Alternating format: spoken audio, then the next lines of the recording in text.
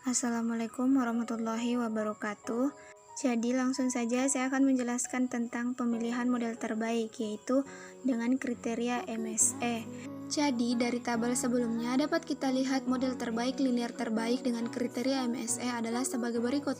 Yang pertama itu Y bar 1 sama dengan 37,41 ditambah 0,152x1 ditambah 0,691x4.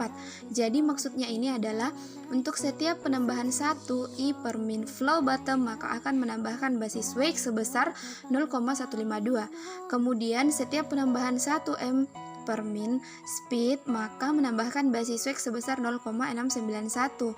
Seperti itu ya teman-teman. Terus untuk yang model kedua, Y bar 2 sama dengan 70,85 ditambah 0,365x1 ditambah 0,278x2. Jadi ini maksudnya adalah untuk setiap penambahan 1 I per min flow bottom maka akan menambahkan slip test sebesar 0,365. Jadi setiap penambahan 1 I per min flow middle akan menambahkan slip test sebesar 0,278. Selanjutnya kita melangkah ke materi diagnosa asumsi klasik. Nah, di diagnosa asumsi klasik ini ada normalitas dan ada multikolinearitas. Jadi untuk uji normalitas dia dimaksudkan untuk mengetahui apakah residu terstandarisasi yang diteliti berdistribusi normal atau tidak.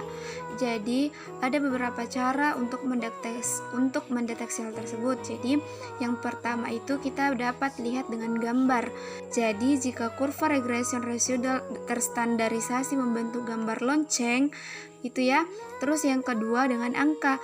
Di sini ada beberapa cara, yaitu yang pertama kita bisa pakai uji Lilliefors, terus yang kedua kita bisa pakai C kuadrat, terus yang ketiga bisa memakai uji dengan kertas peluang normal dan uji dengan Kolmogorov-Smirnov. Oke?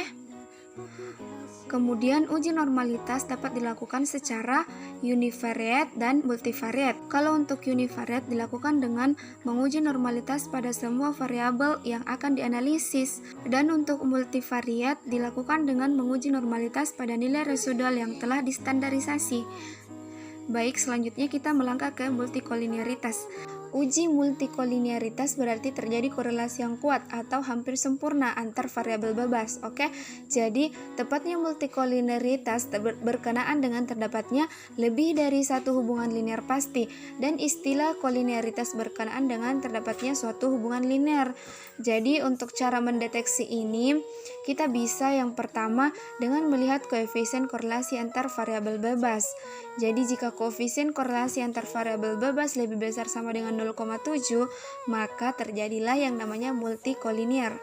Dan yang untuk cara yang kedua itu dengan melihat nilai VIF atau varian inflating factor.